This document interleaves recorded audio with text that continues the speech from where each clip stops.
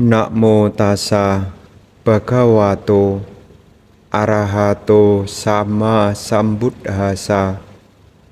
Namo tassa bhagavato arahato sama sambuddhassa. Namo tassa bhagavato arahato sama sambuddhassa. Kalyana wa papakang wa tasadayado bawisami. Perbuatan baik ataupun buruk, perbuatan itulah yang akan kuwarisi. Para bapak dan ibu, saudara-saudari sekalian, selamat malam. Terpujilah Sang Buddha, Namo Buddhaya. Pada kesempatan malam hari ini, kita masih punya satu dukungan karma baik, sehingga kita bisa kembali bersama-sama memperkokoh keyakinan kepada Tiratana, menggunakan waktu untuk belajar Dhamma. Tema pada kesempatan malam hari ini adalah kama menurut fungsinya.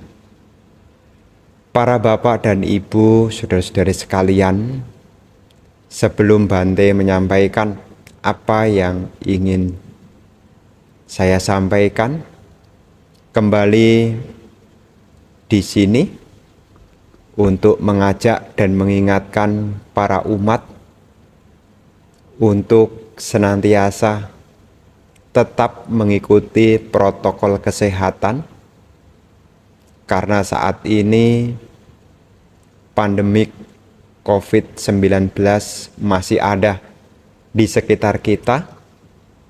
Sebisa mungkin untuk tidak lengah, sebisa mungkin untuk tetap waspada, karena kesehatan adalah bagian dari kehidupan.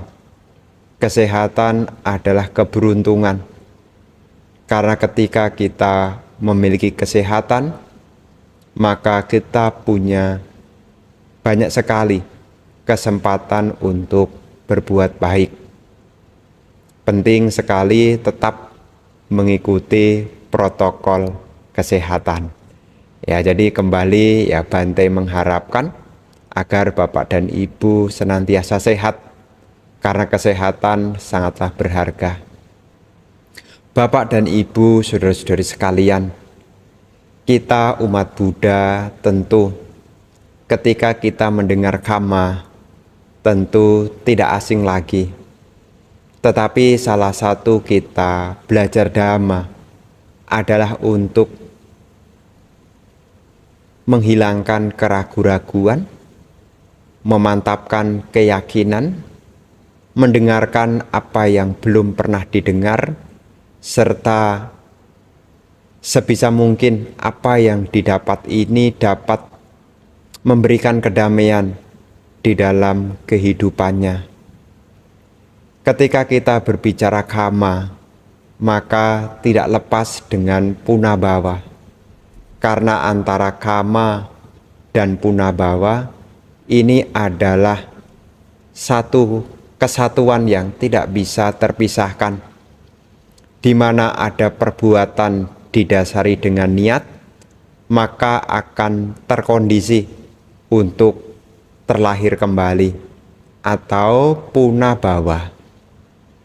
Kenapa kita belajar hukum kama?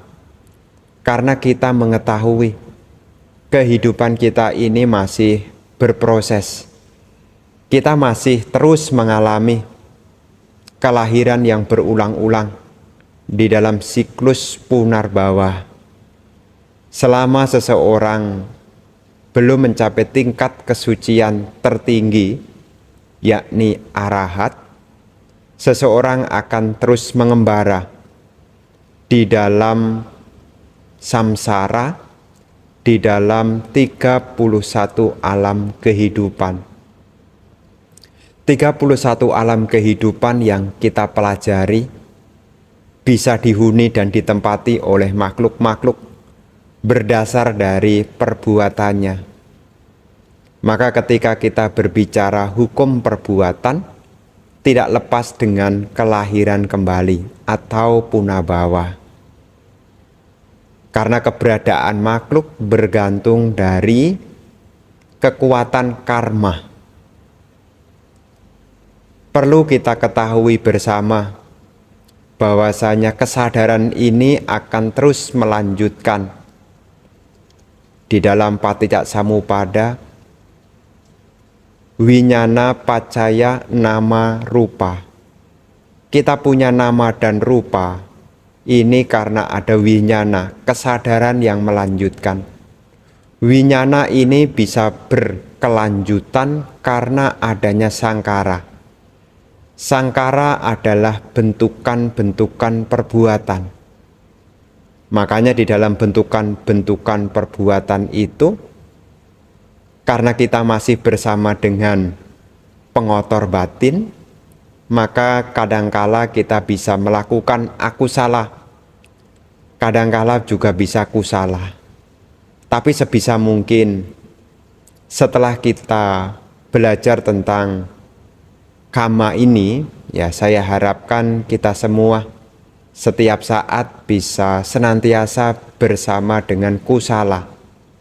Kusala ini artinya perbuatan-perbuatan yang baik. Sehingga andai kata kita masih terlahir, minimal kita di kondisi yang baik. Andai kata kita belum mencapai tingkat arahat, minimal kita tidak jatuh di alam-alam yang kurang menguntungkan. Ini salah satu manfaat kita belajar hukum kamma, supaya kita menjadi hati-hati di dalam bertindak.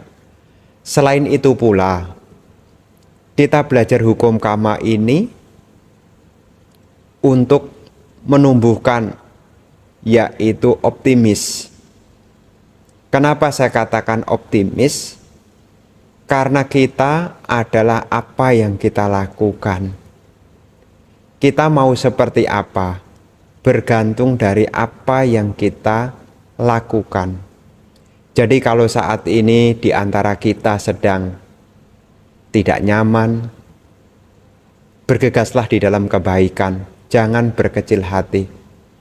Mungkin ada kesulitan-kesulitan, bergegaslah untuk melakukan kebaikan. Jangan menyerah.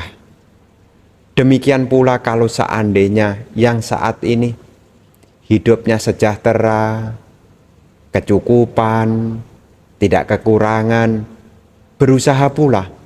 Jangan sampai lengah. Karena kelengahan ini salah satu yang bisa membawa kepada kemunduran. Jadi kita belajar hukum perbuatan, belajar tentang perbuatan, tidak lain karena kita memahami bahwasanya kita adalah apa yang kita lakukan. Jadi yang pertama tadi kita memahami hukum kamma karena kita akan lahir kembali. Demikian pula ketika kita mempelajari hukum kamma, kita jadi optimis. Karena kehidupan kita, kitalah yang harus mengubahnya. Jangan sampai para bapak dan ibu pasrah, menyerah, apalagi menjadi lengah. Karena Guru Agung Sang Buddha dengan kemampuan beliau mengetahui lokawidu. Guru Agung Sang Buddha punya kemampuan yaitu lokawidu, pengetahui segenap alam. Jadi makhluk-makhluk bisa terlahir dimanapun, bergantung dari perbuatannya. Maka di sini Bapak dan Ibu penting sekali untuk belajar tentang hukum perbuatan. Dan yang ketiga, hukum perbuatan ini adalah keyakinannya umat Buddha. Jadi umat Buddha punya keyakinan pada hukum perbuatan. Kenapa umat Buddha berbuat baik? Kenapa umat Buddha tidak berbuat jahat? Karena umat Buddha punya keyakinan kepada hukum perbuatan ini. Namanya keyakinan memang tidak kelihatan, tetapi ada. Jadi keyakinan itu memang tidak kelihatan, tetapi ada. Maka apa yang kita yakini, meskipun tidak kelihatan, akan ada. Maka hati-hatilah ketika kita punya keyakinan. Kalau keyakinannya salah, maka akan terwujud pada kesalahan. Tapi kalau keyakinannya benar, maka akan terwujud sebuah kebenaran. Jadi yang ketiga, sebagai umat Buddha, kenapa hukum karma ini perlu dipelajari? Karena ini adalah bagian dari keyakinannya umat Buddha. Jadi umat Buddha ini memang punya keyakinan pada hukum perbuatan. Makanya ya selalu termotivasi untuk berbuat baik, termotivasi untuk tidak berbuat jahat. Karena apa? Karena punya keyakinan. Keyakinan ini memang tidak kelihatan, tapi dari keyakinan ini bisa mempengaruhi segalanya. Makanya tadi saya katakan juga sebelumnya, bahwasanya kita mengenal hukum perbuatan ini sebagai optimis. Kita bertanggung jawab atas kehidupan kita. Jadi jangan sampai lengah, terus bersemangat, meskipun sekarang mungkin sedang menghadapi masa-masa yang kurang menyenangkan kali, ataupun sekarang sedang sakit kali, ya terus melakukan hal-hal yang baik. Bapak dan Ibu, saudara-saudari sekalian, kalau kita berbicara tentang karma, ini berbicara tentang kehendak. Karena karma artinya adalah perbuatan yang disertai niat. Di mana ada niat, maka di situ akan menimbulkan akibat, ada wipaka. Jadi kalau Bapak dan Ibu berbuat, ada niat, maka di situ akan diikuti dengan akibat atau wipaka. Makanya ada karma baik dan ada karma buruk. Makanya buahnya juga ada kusala ataupun akusala. Karena apa yang kita lakukan yang didasari dengan niat akan menimbulkan akibat. Nah kalau begitu Bante, kalau saya berbuat tapi tidak ada niat tanpa sengaja bagaimana? Secara dhamma, perbuatan yang tidak disengaja ini tidak disebut sebagai karma, tidak akan ada wipakanya. Karena tidak ada niat. Niat itu berbicara dua. Kalau bukan kusala, yakni akusala. Kalau kusala berarti perbuatan itu bersama dengan akar yang baik. Aloba, adosa, amoha. Tapi kalau akusala kama, ini berakar dari akar yang buruk, yakni loba, dosa, moha. Jadi kita mengenal ada karma baik dan ada karma buruk. Disebut perbuatan ini menjadi karma kalau perbuatan itu disertai niat. Pintu perbuatan ini ada 3. Jadi perbuatan ini ada pintu salurannya. Saluran kebaikan maupun saluran keburukan itu ada 3. Yakni saluran pikiran, saluran ucapan, dan juga saluran secara badan jasmani. Makanya kalau kita membahas lebih jauh lagi, lebih detail lagi, dari ketiga saluran ini, jika dikelompokkan menjadi 10. Ada 10 macam perbuatan baik, dan ada 10 macam perbuatan buruk. 10 macam perbuatan baik dan 10 macam perbuatan buruk ini terbagi lagi. 3 jenis yaitu tindakan jasmani, kemudian 4 jenis melalui ucapan, dan 3 jenis melalui pikiran. Apa perbuatan baik yang 3 dari bagian dari 10 macam perbuatan baik? Di sana disebutkan tidak membunuh, tidak mencuri, tidak berasusila. Ini artinya perbuatan baik secara jasmani. Anda disebut orang baik. Kemudian secara ucapan ada 4, tidak berbicara berbohong, tidak berbicara kasar, tidak berbicara memecah belah, serta tidak omong kosong. Ini secara ucapan ada 4 macam perbuatan baik melalui ucapan, serta ada 3. Ya, jadi ada 3 macam perbuatan baik melalui pikiran. Apa itu? Pikiran yang tanpa keserakahan, pikiran yang tanpa niat jahat, serta pikiran yang tidak bersama dengan pandangan salah. Ini disebut sebagai ya perbuatan baik melalui pikiran. Jadi pikirannya ya diisi tanpa keserakahan, tanpa niat jahat, serta bersama dengan pandangan benar.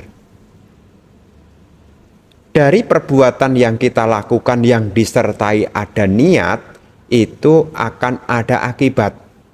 Makanya perbuatan kita ini ada fungsi-fungsinya. Apa fungsi yang pertama dari perbuatan kita? Dikatakan di dalam penjabaran, ya di dalam penjabaran dikatakan, di dalam setiap kita melakukan perbuatan, baik melalui pikiran, ucapan, ataupun jasmani yang disertai dengan niat, akan ada fungsinya. Apa fungsi dari perbuatan? Yang pertama disebut sebagai janaka kama. Perbuatan kita ini akan menjadi penghasil. Jadi seringkali juga disebut sebagai kama produktif. Jadi perbuatan ini yang menjadikan penghasilnya. Perbuatan kita ini yang menjadi bibitnya. Dalam istilah Pali disebut janaka kama. Kama yang melahirkan. Jadi yang menciptakan. Jadi setiap perbuatan kita ini, baik melalui pikiran, ucapan, maupun jasmani, ini akan menjadi bibit.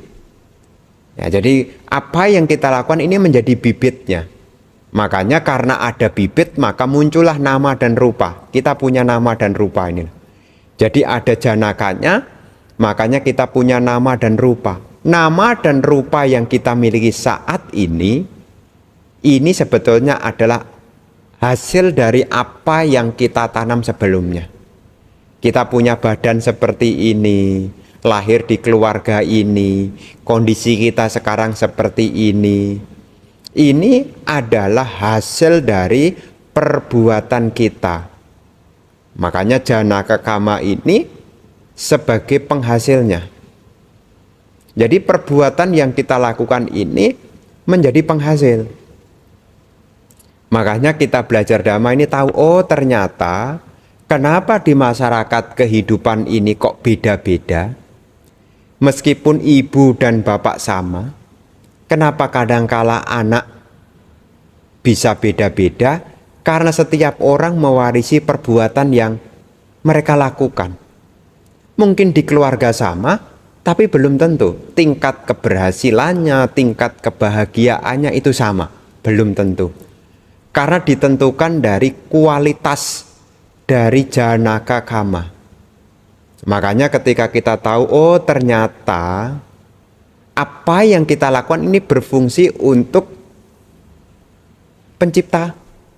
Apa yang kita lakukan ini berfungsi untuk melahirkan, janaka, membuat. Maka sebisa mungkin ketika kita tahu kondisi seperti ini, ya kita memahami. Kalaupun ada orang yang sukses, kita melihat kesuksesan itu bukan serta-merta. Orang bisa sukses ya hasil dari apa yang dia lakukan.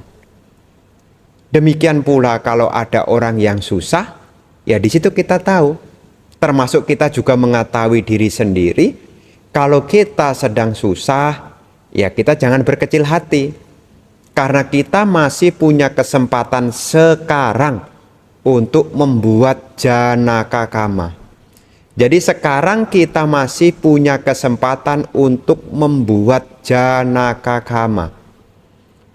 Kalau Bapak dan Ibu membaca lebih detail, ya membaca lebih detail lagi, ini bisa dibaca di dalam Majjhima Nikaya, bagian dari Cula Kama Vibhanga. Khotbah pendek sehubungan dengan hukum perbuatan. Cula Kama Vibhanga. Di sana diuraikan tentang berbagai macam perbedaan-perbedaan. Di sana jelas sekali hubungannya dengan janakanya. Kenapa ada orang yang kaya, kenapa ada orang yang miskin, di sana ada janakanya. Orang yang memiliki kekayaan karena dia berdana. Orang yang tidak memiliki kekayaan karena mereka tidak berdana. Orang yang pandai karena dia suka bertanya. Orang yang bodoh malas bertanya, artinya tidak belajar. Demikian pula di sana juga disampaikan, ada yang rupawan dan ada yang buruk rupa. Ada yang lahir di keluarga terhormat, ada lahir di keluarga tidak terhormat. Kenapa ada perbedaan? Karena ada bibitnya yang macam-macam. Jadi di sini Bapak dan Ibu, setiap apa yang kita lakukan ini sebagai bibitnya. Jadi kalau seandainya sekarang ya mungkin Bapak Ibu ada pengharapan belum tercapai, ingin itu, ingin ini juga masih juga belum tercapai. Bapak dan Ibu di masa sekarang, gunakanlah apa yang dimiliki, baik secara pikiran, baik secara ucapan, baik secara tindakan. Lakukanlah perbuatan yang baik, seperti halnya praktek berdana, praktek menjalankan sila, praktek meditasi. Lakukanlah, karena ini akan menjadi bibit yang baik. Jadi akan menjadi bibit yang baik, karena kebajikan yang kita peroleh dari praktek itu akan mengikuti kita. Jadi berbuatnya sekarang, selama kita masih ada kemelekatan, kita akan lahir kembali. Dan kita akan menerima akibat dari apa yang sebelumnya telah kita lakukan. Makanya janaka kama ini disebut sebagai ya kama yang berfungsi untuk penghasil. Ya, jadi kalau sekarang belum ada hasil, ya sekarang harus bikin bibit. Nah, bikin bibit-bibit yang baik. Bante, kalau saya pengen jadi orang rupawan, apa yang harus saya lakukan? Jadi orang jangan mudah marah. Ya, harus sabar. Ya, karena kalau mudah marah, ini bukan kata saya loh ya. Ya, dikatakan di dalam Cula Kama Vibhanga. Ya, kenapa saya menyinggung ini? Karena sekarang lagi tren. Ya, kemarin saya ketemu dengan umat yang bisnis usaha. Ya, bahwasanya ya sekarang ini meskipun masa pandemik, ya kebutuhan akan keindahan baik laki-laki maupun wanita itu muncul. Ya, jadi meskipun pakai masker ya tetap berdandan juga. Ya, tapi di dalam hal ini perlu Bante sampaikan, di dalam Cula Kama Vibhanga juga dikatakan, jika kita mengharapkan nanti masih berpengharapan jadi orang yang rupawan, ya seperti harapan Bapak Ibu pada umumnya, ya Bapak Ibu mesti latihan untuk jangan mudah marah, mesti latihan sabar. Ternyata dari praktek itu ternyata membawa manfaat untuk siapa? Untuk diri sendiri. Kadangkala kita mengatakan, ya Bante, sabar kan sulit, tapi kalau sudah tahu pahalanya, kenapa kita tidak latihan sabar? Kan tidak enak Bante kalau orang nahan kemarahan. Tapi kalau kita memperoleh manfaat dari penahanan dari kemarahan, kenapa tidak kita lakukan? Jangan sampai kita ego sampai-sampai kita menyakiti diri sendiri. Jadi apa yang kita lakukan akan kembali kepada kita. Ini namanya janaka kama. Kama sebagai penghasil. Jadi apa yang kita lakukan ini berfungsi untuk menghasilkan. Sesuai dengan benih yang ditabur, demikianlah buah yang akan dipetiknya. Pelaku kebaikan akan menerima kebahagiaan, pelaku kejahatan akan menerima penderitaan. Meskipun tidak kelihatan hukum karma, secara kasat mata hukum karma tidak kelihatan, tapi hukum karma itu ada. Hukum tentang perbuatan itu ada, meskipun tidak kelihatan. Ya disang wabate bicang ta disang wapate palang. Kalianak kari cak kalianang, papa kari cak papakang. Sesuai dengan benih yang ditabur, demikianlah buah yang akan dipetiknya. Pelaku kebaikan akan menerima kebahagiaan, pelaku keburukan akan menerima penderitaan. Ini adalah bagian dari fungsi karma yang berfungsi untuk melahirkan janaka. Janaka. Jadi Bapak dan Ibu, saudara-saudari sekalian, kita tahu, oh sekarang kita mengerti. Ada salah satu kisah di zaman Sang Buddha. Ada salah satu murid Sang Buddha yang sangat terkenal. Beliau punya mata batin, mata kedewaan. Tidak lain adalah Bante Anuruddha. Bante Anuruddha ini, ya, beliau ini adalah salah satu dari siswa utama. Karena beliau tersohor di dalam mata kedewaan. Beliau punya mata kedewaan. Tetapi di balik cerita mata kedewaan beliau juga punya keunggulan. Yakni tidak pernah mendengar kata tidak ada. Tidak pernah mendengar kata natik. Semua selalu tersedia. Kenapa kok dalam kehidupan di masa Buddha Gotama memperoleh kemudahan seperti itu? Karena sebelumnya telah membuat janaka. Apa janaka kama yang beliau lakukan?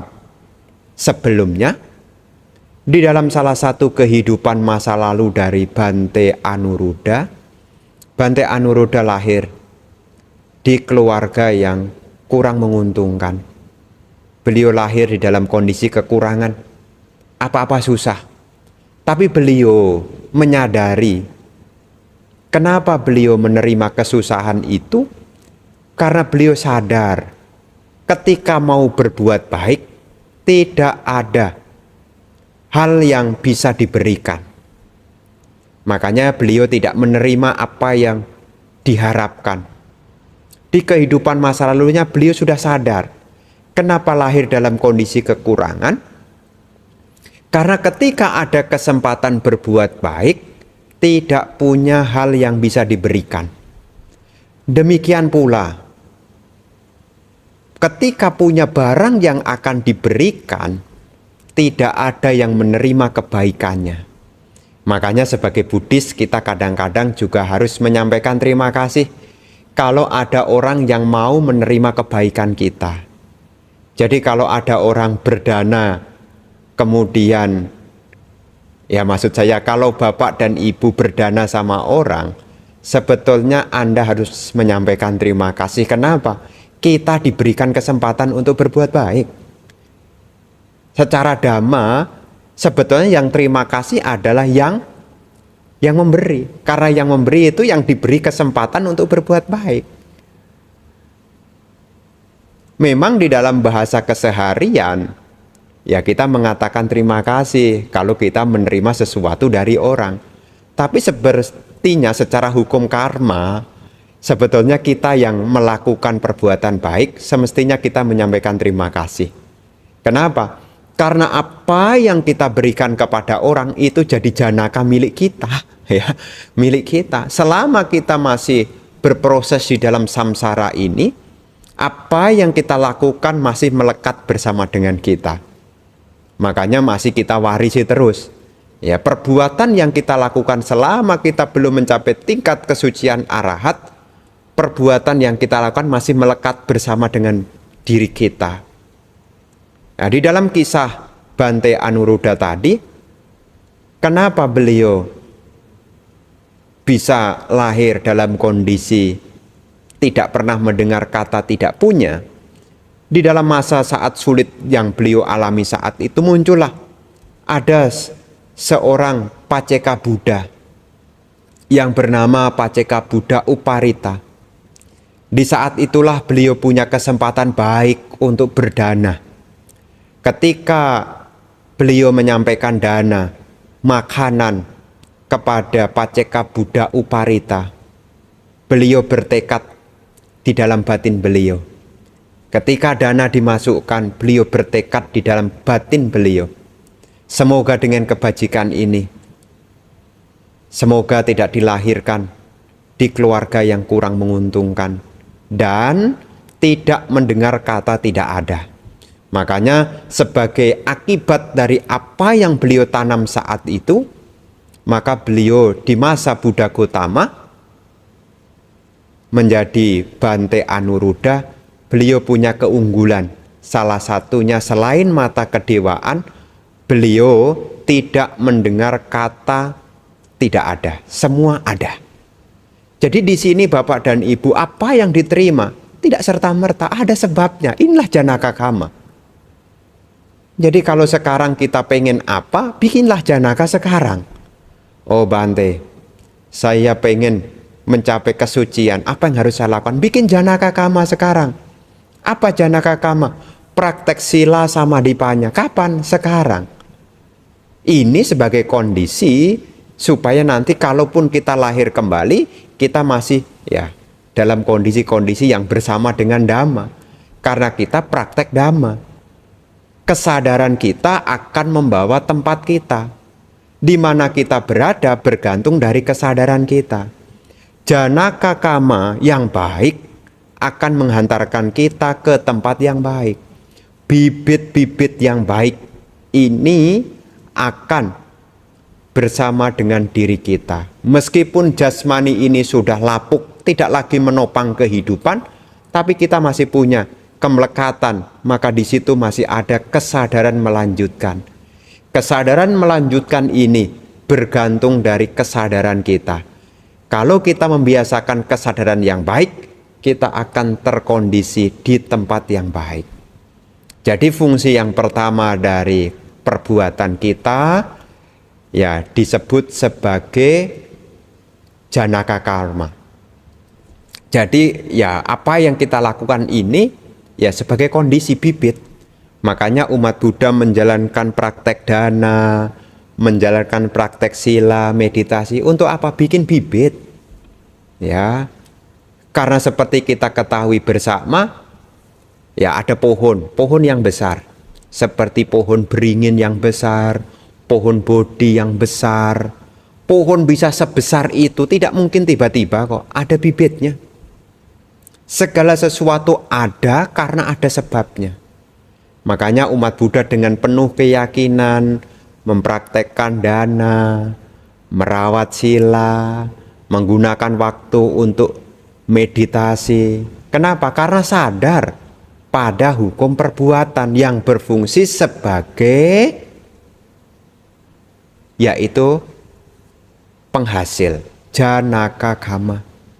Termasuk juga kenapa umat Buddha tidak melakukan hal-hal yang buruk, karena juga punya kesadaran bahwasanya apa yang dilakukan itulah yang akan diwarisi. Makanya sebisa mungkin ya umat Buddha ya untuk tetap menjauhkan diri dari keburukan, karena memang punya satu keyakinan bahwasanya apa yang disertai dengan niat akan menimbulkan wipaka, ada akibatnya. Jadi seseorang ini apakah lahir ke alam surga, apakah lahir di alam yang kurang menguntungkan, bergantung apa Bante? Ya bergantung pada apa yang dilakukan. Jadi kalau Bapak dan Ibu punya pengharapan-pengharapan yang baik, ya Bapak Ibu harus berbuat baik. Seperti saat ini, ya ini salah satu adalah ya bibit yang baik juga. Dalam Manggala Sutta dikatakan kalena dhammasakaca, kalena dhammasawanang. Kalena dhammasawanang adalah menggunakan waktu untuk mendengarkan dhamma, dikatakan juga keberkahan. Kalena dhammasakaca, menggunakan waktu untuk membahas dhamma, juga dikatakan sebagai keberkahan. Kenapa? Karena ketika kita mendengarkan dhamma, ketika kita mendiskusikan dhamma, di situ kita muncul keyakinan sehingga kita termotivasi untuk melakukan kebaikan-kebaikan. Jadi apa yang kita lakukan sebagai janaka.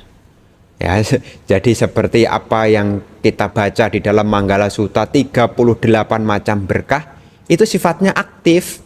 Ya, seperti merawat ayah dan ibu, bekerja dengan sungguh-sungguh, itu kan sebetulnya adalah bagian dari ya janaka karma juga.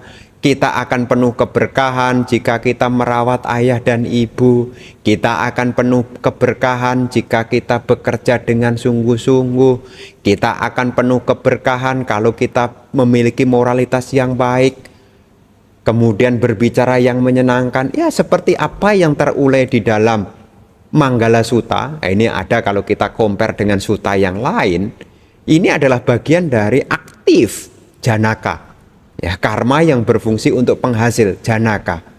Tak bergaul dengan orang-orang dungu, bergaul dengan orang bijaksana, menghormat yang patut dihormat, tinggal di tempat yang sesuai, menuntun diri ke arah yang benar, kemudian memiliki pengetahuan, keterampilan. Ya, ini sifatnya adalah aktif. Untuk apa? Penghasil. Berdana, mempraktekkan dhamma, dananca dhamma cariaca. Ini adalah bagian dari ya penjabaran, kalau kita cari padanannya ya bagian dari praktek ya janaka. Apa yang kita lakukan di sini berfungsi untuk bibit. Jadi kalau yang belum punya bibit-bibit yang baik, ya sekarang kita masih punya keberuntungan karena sekarang kita masih punya kesempatan berbuat baik. Apakah melalui pikiran, apakah melalui ucapan, termasuk juga melalui tindakan.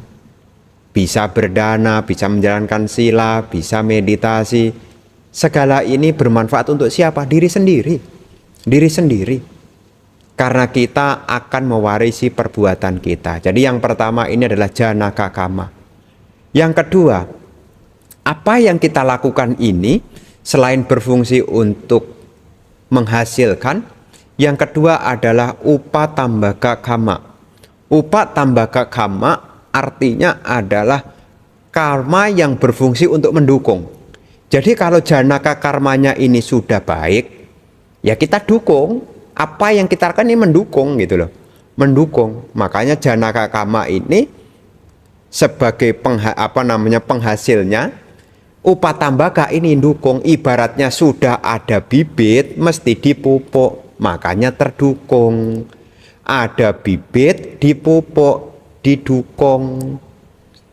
Bibit yang baik ya mesti dikasih pupuk yang baik. Kalau bibitnya yang baik dikasih pupuk yang baik, maka tanamannya menjadi lebih baik. Demikian pula kalau kita sudah lahir di keluarga-keluarga yang baik, punya ya artinya kemudahan-kemudahan, maka semestinya kita mesti mendukung upatambaka. Mendukung dengan apa? Perbuatan baik. Tapi kalau kita sudah lahir di kurang menguntungkan, berbuat buruk, ini juga upatambaka juga untuk mendukung janaka karma yang buruk ya. Jadi baik atau buruk selain berfungsi untuk menciptakan, perbuatan kita baik atau buruk juga berfungsi untuk mendukung. Makanya bergantung dari sekarang. Jadi kalau sekarang bapak dan ibu mungkin sudah kecukupan, memiliki kesehatan, punya banyak kesempatan berbuat baik, dukunglah dengan kebaikan. Dukunglah dengan kebaikan. Karena ini akan tetap menstabilkan pahala-pahala yang akan diterima. Ini disebut sebagai upatambaka. Berfungsi untuk penguat. Makanya kalau sudah senang, senangnya akan tetap. Kalau sekarang ya sudah menikmati, waktunya bisa tambah lama. Kenapa? Didukung. Ya kan ada kisah, ya ada kisah-kisah, ya sudah sukses, kemudian berbuat baik, sampai tutup usia dia tidak mengalami banyak kesulitan. Kenapa? Karena dia bekerja juga bersama dengan sila yang baik. Makanya sudah terdukung. Makanya stabil, penguat. Bahagianya ya tetap terus. Kemudian jangka waktunya ya lama. Bukan berlalu begitu. Jadi apa yang kita lakukan, kenapa kita berbuat baik, ini adalah bagian untuk mendukung. Ini ditegaskan oleh Sang Buddha sendiri sebagai motivasi ada di dalam syair Dhammapada. Ketika seseorang berbuat baik, hendaknya ia mengulangi perbuatan baik itu. Ketika seseorang berbuat baik, hendaknya mengulangi perbuatan baik itu. Dan berbahagia dengan kebaikan itu. Sungguh membahagiakan akibat memupuk perbuatan baik. Ini memberi inspirasi kepada kita, ini loh, karma yang baik ini kita harus dukung gitu loh. Namanya fungsi karma yang berfungsi untuk mendukung. Tapi kadangkala karena seseorang tidak punya keyakinan, sudah susah malah bikin karma buruk. Sudah susah malah bikin karma buruk. Akhirnya apa? Ya selalu terdukung, susahnya jadinya ya lama. Lamanya waktunya susah. Ya tidak pendek tapi jadi terdukung terus. Kenapa? Karena apa yang dilakukan ini adalah mendukung janaka karma yang buruk. Sudah kondisinya buruk, apa yang dilakukan jadi buruk lagi. Jadi upatambaka ini juga bekerja di situ, mendukung. Nah, jadi kerja dari karma yang kedua ini adalah upatambaka, berfungsi untuk mendukung. Makanya kenapa kita harus bergaul dengan orang-orang baik, supaya mendukung, supaya kebaikan bersama dengan kita. Kenapa kita harus mengulangi perbuatan baik, supaya mendukung kebaikan-kebaikan tetap bersama dengan kita. Karena kalau kebaikan tidak diusahakan, maka keburukan yang akan menggantikan. Ya. Jadi ada, kalau kebaikan tidak hadir, maka yang hadir adalah keburukan. Demikian pula sebaliknya, keburukan tidak akan hadir jika kebaikan ini ada. Jadi kita sebisa mungkin dengan kesadaran yang kita miliki, Bapak dan Ibu, ya, bikinlah sebab-sebab yang baik. Untuk apa? Mendukung. Jadi yang pertama tadi, perbuatan yang kita lakukan berfungsi untuk menghasilkan. Setelah ada hasilnya yang baik, tentunya yang kita perlu bicarakan, kita harus dukung, upatambaka. Maka kebiasaan baik para umat ini harus didukung ya. Yang sudah rajin baca parita, dukung terus. Yang sudah terbiasa melakukan kemurahan hati, didukung terus. Jangan sampai tergantikan. Selama keyakinannya masih kuat, saya yakin Bapak Ibu akan teguh di dalam kebaikan. Jadi kerja dari karma menurut fungsinya, yang kedua ini yaitu upatambaka, fungsinya untuk mendukung. Jadi perbuatan kenapa kita mesti mengulang-ulang kebaikan untuk tetap mendukung. Kalau kebaikannya kita terdukung, bahagianya tetap bertahan lama, serta jangkanya jadi lama juga. Makanya kita harus dukung hal-hal yang baik kalau kita mengharapkan kebaikan. Kemudian yang ketiga,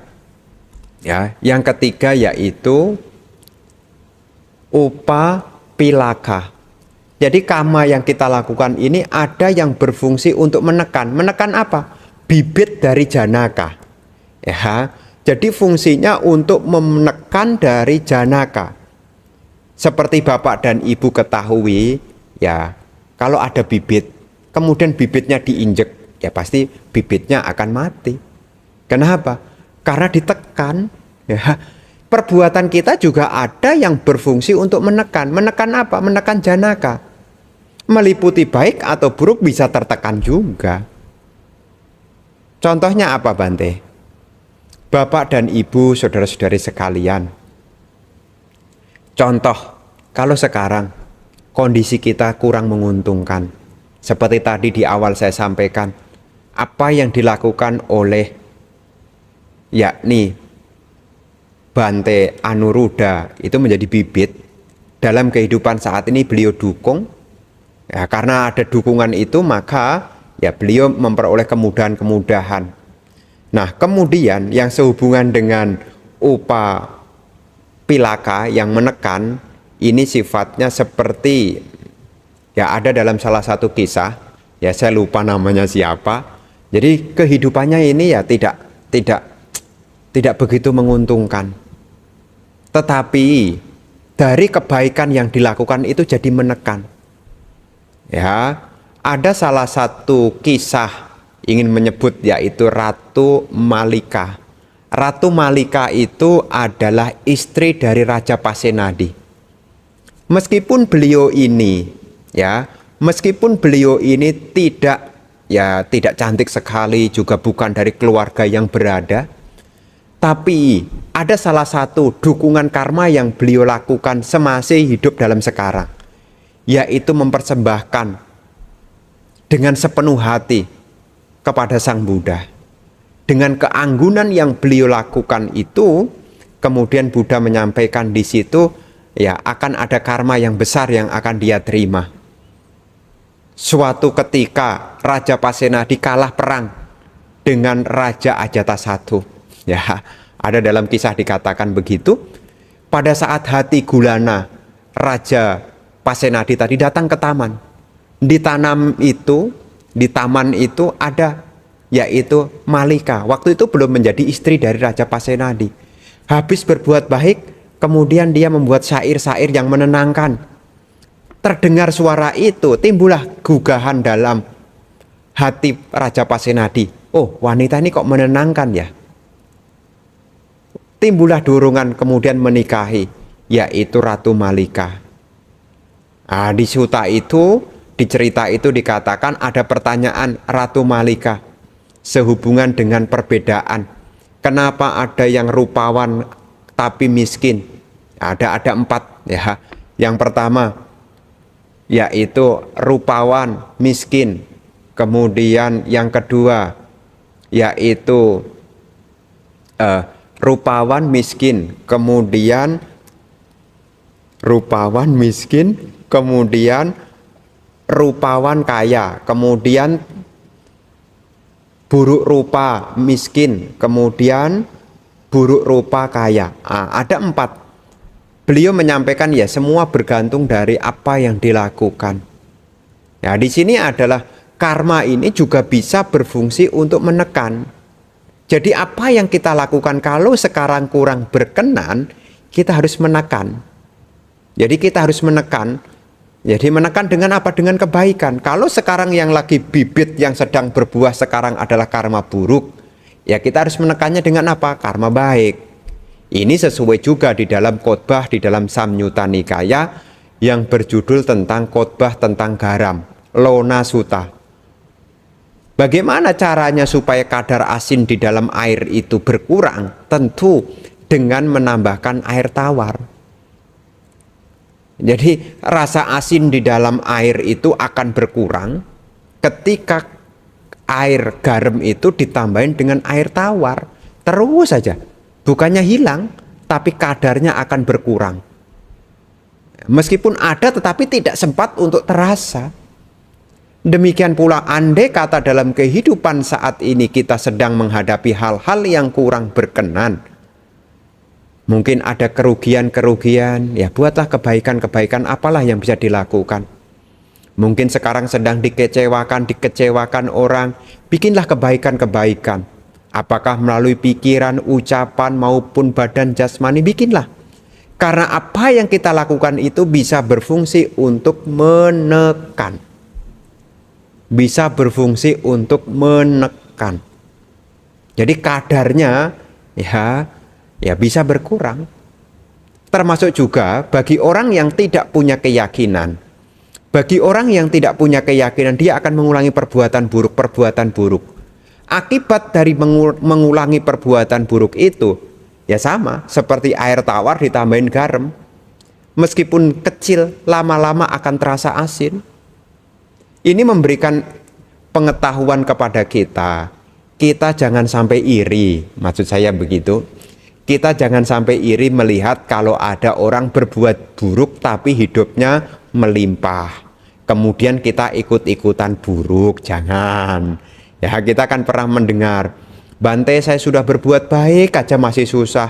Sedangkan dia loh Bante tidak pernah berbuat baik, perilakunya buruk, hidupnya malah makin makmur. Nah, Anda harus hati-hati, jangan tergoda dengan pikiran yang pendek seperti itu. Karena semua bergantung dari perbuatannya. Kalau seseorang yang sudah enak tapi dia mengulangi perbuatan-perbuatan buruk, itu seperti halnya sudah punya air yang bersih, air yang tawar ditambahin dengan air asin. Ya, makanya kita diingatkan untuk jangan berbuat buruk. Janganlah kita mengulangi perbuatan buruk, apalagi berpikir, perbuatan buruk tidak ada akibatnya. Jangan berpikir demikian. Ya, jangan berpikir demikian. Jadi setiap perbuatan ini akan ada akibatnya. Jadi yang pertama tadi perbuatan kita menjadi bibit. Yang kedua itu perbuatan juga berfungsi untuk mendukung. Yang ketiga perbuatan berfungsi untuk menekan. Makanya seringkali kita mengenal acara-acara di masyarakat, ada acara funsen. Ini selain berfungsi untuk mendukung kebaikan, ini juga berfungsi untuk menekan. Kita berdana obat. Kalau kita sadar saat ini kita sakit, kita dana obat. Obat apa? Obat makan. Dana makan seperti dana obat juga. Makanya umat Buddha dengan penuh keyakinan datang memberikan persembahan makanan. Itu sebetulnya juga bagian untuk menekan. Menekan juga bisa berfungsi untuk menekan. Menekan apa? Akibat dari penyakit. Karena ketika seseorang dikasih makan, orang jadi sehat. Bayangkan kalau orang tidak makan kan lemes kan. Jadi orang kalau tidak makan kan lemes. Dengan dikasih obat berupa makan, dia menjadi punya kekuatan balang kuat. Jadi ketika bapak dan ibu berdana makan, itu sepertinya juga berdana obat juga, obat lapar. Obat lapar meskipun besok lapar lagi. Tapi sekarang apa yang dilakukan ini juga bisa berfungsi untuk menekan. Menekan apa? Karma-karma buruk. Karena karma buruk bisa ditekan dengan karma baik. Demikian pula kalau seseorang tidak punya keyakinan, karma baik malah ditekan dengan karma buruk. Jadinya tergantikan. Ya, mestinya dia bahagianya ini cukup lama, tapi karena perilakunya diulang-ulang adalah buruk, maka bahagianya menjadi tidak bertahan dengan lama. Nah, jadi tindakan kita yang ketiga ini disebut sebagai upapilaka. Kemudian yang keempat, perbuatan itu berfungsi untuk memotong. Ada perbuatan yang berfungsi untuk memotong. Hati-hati, kita tidak tahu tentang apa yang kita lakukan. Tapi kalau tidak hati-hati, apa yang selama ini telah kita bangun bisa terpotong seketika. Ya, bisa terpotong seketika. Oleh apa Bante? Ya oleh perbuatan kita. Makanya kita kadang-kadang menyimak di berita-berita. Ya, kita tidak ngomongin orang ya. Kita tidak ngomongin orang, tapi kita bisa menyaksikan dari cerita orang. Ya, tentu semua orang pengen sukses. Semua orang pengen sukses. Membangun karir dengan kehati-hatian. Ya, tapi kadangkala ya ketika sudah menduduki posisi tinggi, kadang-kadang lupa diri. Akibatnya lengah. Ini jadi terpotong. Saya pernah mendengar ada kisah di mana seseorang itu diceritakan dari keluarga yang pas-pasan, ya apa-apa pas lah, ya. Jadi tidak miskin-miskin juga tidak kaya-kaya juga, ya pas-pasan, ya. Kemudian dia ada kehendak yang baik, dia pengen menjadi orang yang berhasil, merantaulah ke kota. Kemudian di kota itu dia belajar. Mendapat beasiswa, dia belajar. Setelah lulus, dia mendapat yaitu lowongan pekerjaan sebagai pegawai negeri. Dia bagus, kerja keras, bagus. Kemudian setelah dia mendapat sebagai pegawai negeri, dia bekerja dengan bagus. Kemudian jenjang karirnya bagus sekali, naik. Tetapi ketika di masa posisi paling tinggi, dia lupa. Kemudian terjerat yaitu korupsi. Apa yang dibangun habis semua. Ini namanya adalah upagataka, kepotong. Hanya satu sekali perbuatan, bukan diulang-ulang, hanya sekali. Hanya sekali, tapi berat. Makanya langsung kepotong, upapilaka.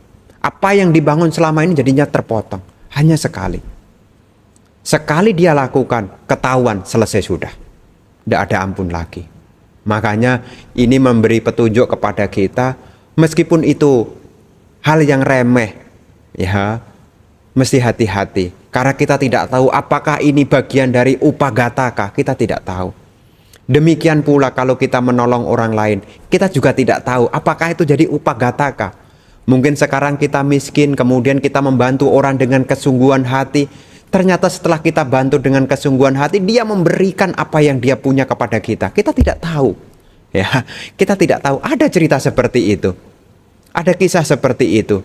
Membantu sepenuh hati, dia diangkat sebagai bentuk penghargaan dari apa yang pernah dilakukan. Tidak tahu. Makanya kalau kita berbuat baiklah sepenuh hati. Supaya apa? Ya kita tidak tahu. Kalaupun seandainya bukan menjadi upagataka, yaitu karma yang berfungsi penotong, ya ini juga bisa jadi bibit. Tapi yang jelas secara garis besar apa yang kita lakukan akan kembali kepada kita. Kalyana wa papakang wa tasadayado bawisami. Perbuatan baik atau perbuatan buruk, perbuatan itulah yang akan kita warisi. Selama kita belum mencapai tingkat kesucian, maka perbuatan-perbuatan yang kita lakukan masih melekat bersama kita. Maka di situ masih akan lahir punarbawa lagi. Makanya penting sekali sebagai umat Buddha, kita belajar hukum karma setelah kita tahu, kita seyogianya termotivasi untuk berbuat baik. Jadi inilah yang perlu Bante sampaikan. Di kesempatan malam hari ini saya pikir panjang sekali ya apa yang saya sampaikan, ya sekiranya Bapak Ibu yang di rumah bisa memahami tentang ya fungsi dari perbuatan kita. Ada yang berfungsi untuk menghasilkan, bisa berfungsi untuk mendukung, bisa berfungsi untuk menekan, dan juga bisa berfungsi untuk memotong. Teruslah berbuat baik, teruslah menjauhkan diri dari keburukan. Senantiasa dekatkanlah diri Anda kepada Dhamma, karena kebaikan yang kita miliki bersandar pada Dhamma ajaran Sang Buddha. Terima kasih atas perhatiannya.